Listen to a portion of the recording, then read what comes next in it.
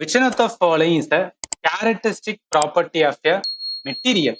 பின்வருவனவற்றில் எது ஒரு பொருளின் தனி சிறப்பு பண்பு அப்படின்னு வந்து கேட்டிருக்காங்க. ஆல்வேஸ் ரொம்ப பண்ணுங்க. கரண்ட், வோல்டேஜ், ரெசிஸ்டன்ஸ் இதெல்லாமே என்ன அப்படின்னு பார்த்தீங்கன்னு வச்சுக்கலாம், பண்பு கிடையாது. அது வந்து ஒரு செயல். கரண்ட் ஃப்ளோ ஆகுது, வோல்டேஜ் இருக்கு, ரெசிஸ்டன்ஸ் இது எல்லாமே என்ன அப்படின்னா மெட்டீரியல் வச்சு வந்து சொல்ல மாட்டோம். ஆனா இந்த ரெசிஸ்டிவிட்டி இருக்கு பாத்தீங்களா, மின்தடை திறன் இருக்கு பாத்தீங்களா, இது எதை பொறுத்தது அப்படின்னா மெட்டீரியலை பொறுத்தது. உங்களுக்கு கன்ஃபியூஷனா இருக்குன்னா ரெசிஸ்டன்ஸுக்கும் ரெசிஸ்டிவிட்டிக்கும் டிஃபரன்ஸை வச்சு ஒரு கொஸ்டின்ஸ் வச்சிருக்கேன். அதை பார்க்கும்போது உங்களுக்கு வந்து கிளாரிட்டி கிடைக்கும்.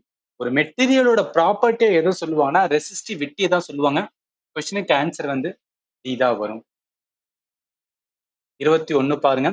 வாட் இஸ் த மேஜரான disadvantage of connecting an electric bulb and electric heater in a series based on their required operating current? மின் விளக்கு மற்றும் ஹீட்டரும் தொடர் இணைப்பில் இணைத்தால் ஏற்படும் முக்கிய குறைபாடு என்ன அப்படின்னு கேட்கிறாங்க. இப்ப எலக்ட்ரிக் பல்ப் இருக்கு ரைட்டா.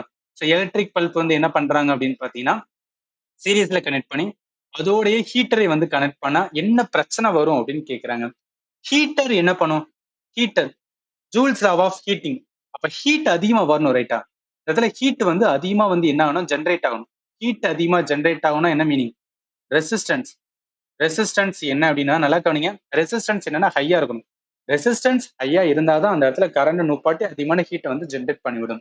ஆனா பல்ப் எரியறதுக்கு, ஒரு எலக்ட்ரிக் பல்ப் எரியறதுக்கு என்ன அவ்வளவு ரெசிஸ்டன்ஸ் வந்து தேவை கிடையாது ரைட்டா.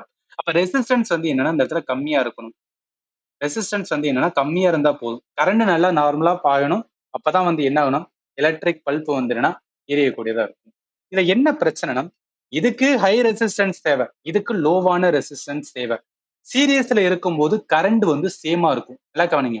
இது ரெசிஸ்டர் இன் சீரியஸ் அண்ட் வந்து பேரலல்னு சொல்லிட்டு வந்து உங்களுக்கு நான் டீச் பண்ணியிருப்பேன். அதுல சீரியஸ் சர்க்கியூட்ல கரண்ட் பார்த்தா எல்லா சைடுமே சேமா இருக்கும். அப்போ ஒரு சீரியஸ்ல கரண்ட் எல்லா இடத்துலயும் சேமா இருக்கும்போது ரெசிஸ்டன்ஸ், அதாவது பல்ப் இருக்கு பாத்தீங்களா, அந்த பல்புக்குள்ள இருக்கிற ரெசிஸ்டன்ஸும் இந்த எலக்ட்ரிக் ஹீட்டர் கிட்ட இருக்கிற ரெசிஸ்டன்ஸ் என்னன்னா ஈக்குவலண்டா இருக்காது ரைட்டா. கரண்ட் சேமா வரும், ஆனா ரெசிஸ்டன்ஸ் நம்மளால ஈக்குவலண்டா வைக்க முடியாது. அதுதான் மேஜர் ப்ராப்ளமே. அப்ப என்ன சொல்லலாம்? they need a current of wildly different value to operate வந்து ப்ராப்பர்லி. எதுக்கு ஹை ரெசிஸ்டன்ஸ் தேவையோ அதுக்கு வேற மாதிரி வந்து கரண்ட் வந்து அப்ளை பண்ணணும். அதே இது எந்த இடத்துல ரெசிஸ்டன்ஸ் கம்மியா தேவையோ அங்க கரண்டோடது வந்து வேற மாதிரி அப்ளை பண்ணணும்.